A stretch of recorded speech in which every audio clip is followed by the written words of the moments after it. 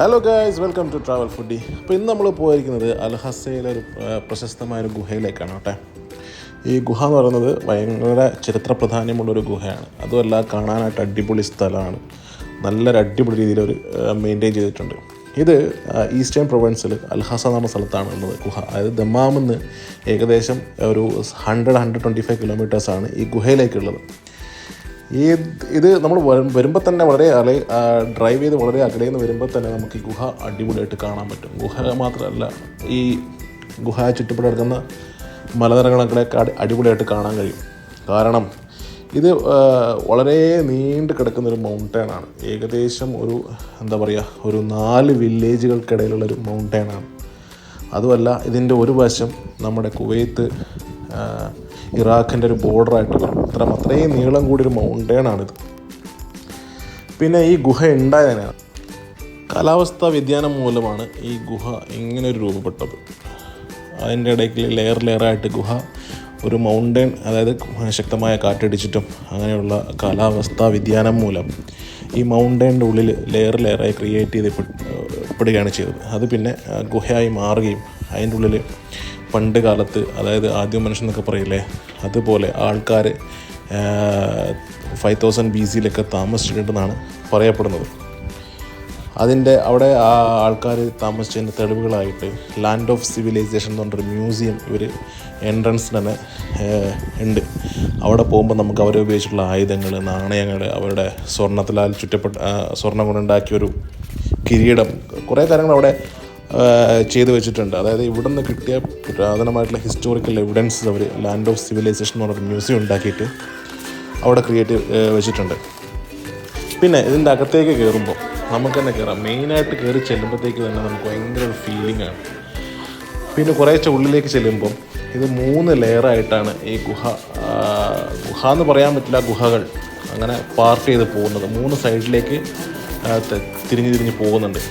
വേറൊരു കാര്യം, ഇതിൻ്റെ ഉള്ളിലെ ടെമ്പറേച്ചർ എപ്പോഴും കാമായിരിക്കും. അതായത് നമ്മൾ പുറത്ത് 45 to 47 ഡിഗ്രി സെൽഷ്യസ് ഉള്ളപ്പോഴാണ് നമ്മൾ ഈ ഗുഹേനുള്ളിൽ കയറിയത്. അപ്പോൾ നമുക്ക് അതിൻ്റെ ഉള്ളിൽ ഒരു AC ഒന്നും ഇല്ലാതെ തന്നെ ഭയങ്കര കൂളും ആയിട്ടുള്ള ടെമ്പറേച്ചർ, അതായത് 22 to 24 ഡിഗ്രി 28 ഡിഗ്രി ആ ഒരു ടെമ്പറേച്ചറാണ് അതിൻ്റെ ഉള്ളിലുണ്ടായിരുന്നത്. അത് നാച്ചുറലായിട്ടുള്ള ഒരു ടെമ്പറേച്ചറാണ്. പിന്നെ ഇതിൻ്റെ ഉള്ളിൽ കയറുമ്പോൾ തന്നെ വളരെ കാണാൻ കുറേ കാര്യങ്ങൾ ഇതിൻ്റെ ഉള്ളിൽ. ചെറിയ ഗുഹകൾ, ചെറിയ ഇടവഴികൾ, അങ്ങനെ നമ്മൾ ഹൈഡ് ആൻഡ് സീക്കൊക്കെ കളിക്കുമ്പോൾ വളരെ ഇടവഴികളിൽ കൂടെയും പോയി കുറേ ഗുഹകളാൽ ചുറ്റപ്പെട്ട അറകളൊക്കെ അതിൻ്റെ ഉള്ളിലുണ്ട്. പിന്നെ എല്ലായിടത്തേക്കുള്ള ആക്സസ്സും ഉറപ്പുവരുത്താൻ, അതായത് ചെറിയ ഗുഹേൻ്റെ ഉള്ളിലൂടെയുള്ള ആക്സസ് വരെ ഉറപ്പുവരുത്താൻ വേണ്ടിയിട്ട് ഗവൺമെൻറ് അതിനുള്ള പാതയും ലൈറ്റിങ്ങൊക്കെ കൊടുത്തിട്ട് അടിപൊളിയാക്കിയിട്ടുണ്ട്. പിന്നെ സന്ദർശകർക്ക് വേണമെങ്കിൽ ഇതിൻ്റെ ഉള്ളിൽ നിന്ന് ഫോട്ടോ എടുക്കാനുള്ള സംവിധാനമുണ്ട്. അവർ ഫോട്ടോ എടുത്തിട്ട് അവർ എൻട്രൻസിൻ്റെ അവിടെ ഫ്രെയിം ചെയ്ത് കൊടുക്കുന്ന ഒരാളവിടെ നിന്ന് ഫോട്ടോ എടുത്തിട്ട് ഫ്രെയിം ചെയ്ത് കൊടുക്കുന്ന ഫെസിലിറ്റീസ് കൂടെ ഉണ്ട്. ഫാമിലി ആയിട്ട് വരാനൊക്കെ അടിപൊളി സ്ഥലമാണ്.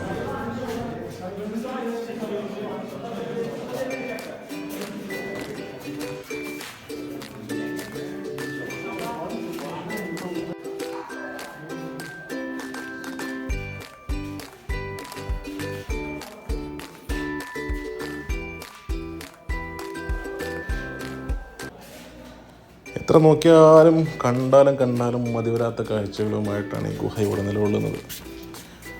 മനസ്സോടെ എല്ലായിടത്തും പോയി, എല്ലാ മുക്കിലും മൂലയും പോയി കാര്യങ്ങളൊക്കെ കണ്ട് അറിഞ്ഞ് നമ്മൾ പുറത്തോട്ടിറങ്ങിയപ്പോൾ ഉണ്ട് കുറേ ആൾക്കാർ ഒരു മലേൻ്റെ മേലേക്ക് പിടച്ച് കയറുന്നുണ്ട്. അതായത് ഈ മലേൻ്റെ പുറത്തൊരു ചെറിയ വഴിയുണ്ട്. ഇതിൻ്റെ മേലോട്ട് കയറാനായിട്ടുള്ള റെസ്ട്രിക്റ്റഡ് ആണോ അല്ലയോ ഒന്നും നമുക്കറിയില്ല. എന്നാലും നമ്മുടെ എക്സൈറ്റ്മെൻറ്റ് കാരണം ഞങ്ങളും അതിൻ്റെ മേലേക്ക് കയറി. പക്ഷേ കയറിയത് വെറുതെ ആയില്ല, നല്ല അടിപൊളി കാഴ്ചയായിരുന്നു.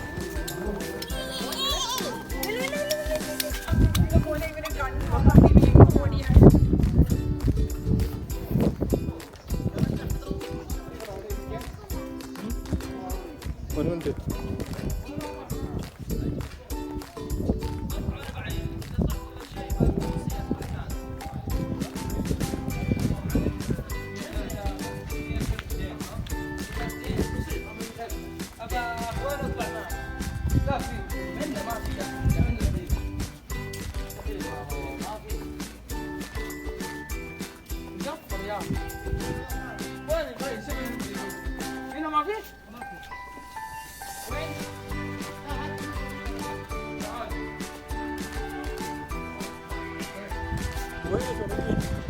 സൂപ്പർ ഒരു വ്യൂ ഇതിൻ്റെ മേലെ കയറുമ്പോൾ നമുക്ക് കിട്ടും. നമ്മൾ ഏറ്റവും മേലെ കയറിയിട്ടില്ല, ഒരു പകുതി വരെ കയറിയിട്ടുള്ളൂ. മേലോട്ട് കയറാൻ പേടിയായതുകൊണ്ട് കയറിയിട്ടില്ല. എന്നാലും ഇവിടെ നിന്ന് നോക്കുമ്പം അൽഹസൻ്റെ കുറേ ഭാഗങ്ങളും കുറേ ഗ്രാമങ്ങളും എല്ലാം ഇവിടെ നിന്ന് ഈ ഒരു വ്യൂവിൽ നമുക്ക് കാണാൻ കഴിയും.